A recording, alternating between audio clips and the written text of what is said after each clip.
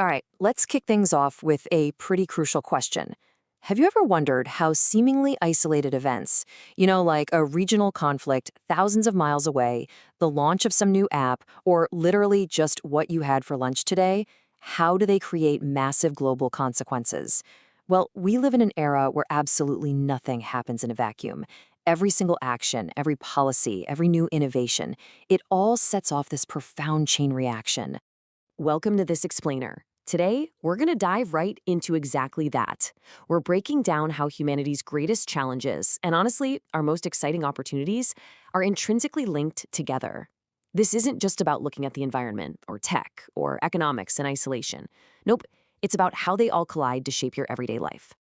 So here's our roadmap for today. We'll start with A Planet Under Pressure, then move into the health and wealth divide, check out tech and global tensions, look at shaping the next generation, and finally wrap the whole thing up with charting a better tomorrow. All right, Section 1, A Planet Under Pressure. We've got to start by looking at the physical globe itself. Now, the Earth's climate has always changed naturally, think volcanic eruptions or shifts in solar activity, but here's the catch. Since 1750, human activities, primarily burning fossil fuels and massive deforestation, have rapidly accelerated this whole process. We've pushed global temperatures up by 1.1 degrees Celsius. And yeah, I know 1.1 degrees sounds like a tiny number, right? But in reality, that represents a massive, rapid influx of energy that is directly driving stronger storms, much longer heat waves, and radically shifting our ecosystems. And to really wrap your head around the sheer scale of our physical footprint, just consider this number, 11 million. That is the number of metric tons of plastic entering our oceans every single year. To put that into perspective, that's roughly equivalent to dumping an entire garbage truck full of plastic into the sea every single minute. It's wild. And it's not just an eyesore, it's literally smothering coral reefs and breaking down into these tiny microplastics that sneak right into our drinking water and eventually into our own bodies. Now, I know it's super easy to point the finger at the commercial fishing industry for all that waste, but shockingly, 80% of this ocean plastic actually originates right here on land. It's driven largely by our heavy reliance on single-use plastics and, frankly, poor waste management in our own cities and towns. It's a direct, measurable ripple effect of exactly how we consume, package, and just throw away our daily goods. Moving right along to Section 2, the health and wealth divide.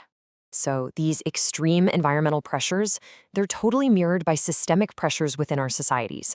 When we take an objective look at the actual mechanics of wealth, the gap widens completely naturally.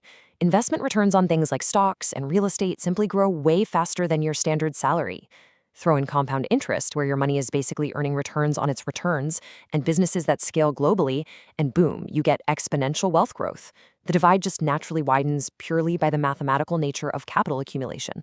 And just as wealth concentrates, our health risks are compounding right alongside it.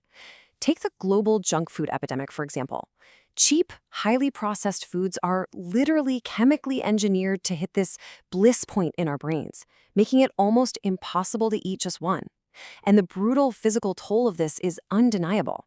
We're seeing rising rates of obesity, type 2 diabetes, heart disease, tooth decay, weakened immune systems, and even severe mental health impacts like depression and anxiety. It's just a massive, heavy burden on healthcare systems worldwide. So the crucial takeaway here is captured perfectly by this idea. The richer someone becomes, the easier it becomes to become even richer. And frankly, this principle applies to a whole lot more than just money. Whether we're looking at wealth accumulation through compound interest or building a biological tolerance to sugar that basically demands more junk food to hit that same dopamine high, we're looking at the exact same powerful cycle. Initial advantages, or even initial daily habits, rapidly compound over time, creating these absolutely massive divides in our global society. All right, let's jump into Section 3, Tech and Global Tensions. Now let's take a look at how geopolitics act as these massive accelerators. Take a hypothetical 2025 12-day war between Iran and Israel. Even though the actual physical military conflict might be brief and geographically contained, the global ripple effects are just vast. Shipping near the Strait of Hormuz gets disrupted, and since a fifth of globally traded oil passes right through there, energy prices suddenly spike. Then, a few months later, this translates directly into higher transportation costs, global inflation, and real food insecurity thousands of miles away. It really shows that a local conflict is just never just local anymore. Simultaneously, we are all trying to navigate the absolute explosion of artificial intelligence, which is a technology of incredible extremes. On the pro side, we're looking at 20 to 40% productivity boosts and these mind-blowing scientific leaps, like AlphaFold predicting protein structures for brand new life-saving medicines. But on the flip side, the cons are equally heavy. We're talking severe risks of job displacement, massive privacy violations like we all saw with Cambridge Analytica, and algorithmic bias that could unfairly judge people in hiring or lending. It's this wild technology that can either completely democratize knowledge or dangerously concentrate power. That brings us to Section 4, shaping the next generation. Amidst all these incredibly heavy global crises, we really have to look at the heirs of this world and how exactly we prepare them to face these very challenges. Psychologists actually define play as the work of childhood.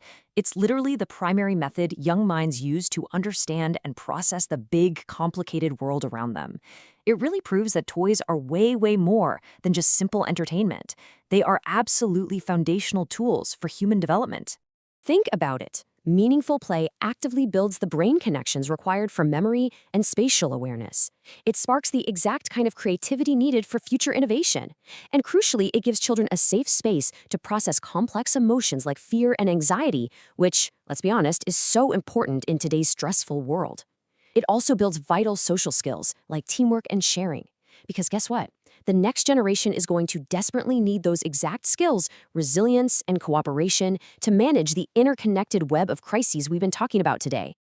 And finally, Section 5, charting a better tomorrow. Okay, so we've mapped out this massive interconnected web of challenges. Now it's time to look at some actionable solutions. Starting at the macro level, governments and big businesses really have to lead the charge here. Step 1, we need to enforce diplomacy to prevent those massive global supply chain disruptions we talked about. Step 2, implement real AI regulations, kind of like the EU AI Act, to ensure tech actually serves humanity fairly. Step 3, we've got to shift away from our throwaway culture and move toward a circular economy to stop that 11 million tons of plastic from choking our oceans. And Step 4, modernizing tax systems and heavily funding public education to help bridge that constantly widening wealth gap. But hey, we can't just sit around waiting for governments to fix everything, right? On a micro level, you and I actually have immense power to fight these crises. You can engage in continuous digital learning and make a habit of critically verifying AI-generated information to fight off misinformation. You can literally just replace sugary drinks with water to combat that junk food epidemic and protect your own health. You can actively choose to reduce your single-use plastics. And maybe most importantly, you can foster open, peaceful dialogue right in your own community. These small daily habits, they directly combat these massive global trends. So, as we've seen throughout this explainer, the climate, technology, global conflict, and our own personal health are all profoundly intertwined. A shift in one area creates a ripple across the entire globe, which really just leaves us with the ultimate question for you to take away today.